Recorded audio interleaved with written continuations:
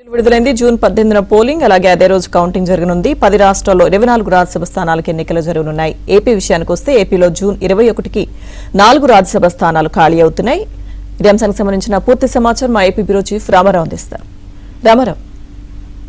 లక్ష్మీ దుర్గా, ఈ నెల జూన్ 18వ తేదీ నాటికి ఏపీలో 4 రాజ్యసభ స్థానాలు ఖాళీగానున్నాయి. 18వ తేదీన జరిగే ఎన్నికలకు సంబంధించి 4 స్థానాల్లో పరిమళ్ నత్వానీతో పాటు వైసీపీకి చెందిన అయోధ్య రెడ్డి, పిల్లి సుభాష్ చంద్రబోసు వీళ్ళంతా కూడా రిటైర్ కాబోతున్నారు. సానా సతీష్, ఈ నలుగురు కూడా రిటైర్ కాబోతున్నారు. సానా సతీష్ కి మోపిదేవి వెంకట రాజీనామా చేసిన స్థానం నుంచి సానా సతీష్ ఎన్నికయ్యారు. అయితే సానా సతీష్ మళ్ళా తనకు కొనసాగించాలి అని చెప్పి కోరుతున్నారు. తెలుగుదేశం హైకమాండ్ దీనికి సంబంధించి నిర్ణయం తీసుకోవాల్సి ఉంది. అయితే మొత్తం 4 రాజ్యసభ స్థానాలు కూడా తెలుగుదేశం పార్టీకి దక్కే అవకాశం ఉంది.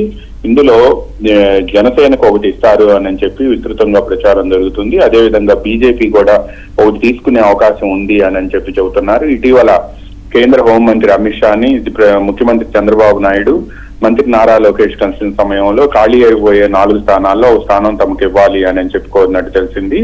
తమిళనాడు నుంచి బీజేపీకి సంబంధించిన సీనియర్ నేత ఒకరిని ఈ స్థానంలో ఎంపిక చేస్తారు అని కూడా ప్రచారం జరుగుతుంది. అయితే జనసేన కూడా ఓ స్థానం ఎప్పటి నుంచో కోరుతుంది. జనసేనకు సంబంధించిన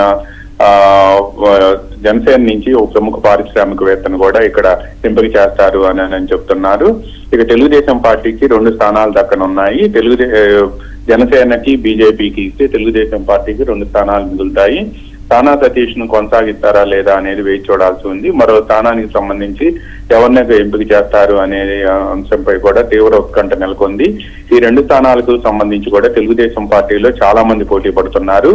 అయితే చాలా మంది తమకు రాజ్యసభ స్థానం ఇవ్వాలి అని చెప్పి ఇప్పటికే ముఖ్యమంత్రి చంద్రబాబు నాయుడు చుట్టూ తిరుగుతున్నారు. ఆయన వీళ్ళ సందర్భాల్లో కలిసిన సమయంలో కూడా ఆయన తమకు రాజ్యసభకు తమ పేరు పరిశీలించాలని విజ్ఞప్తి చేస్తున్నారు.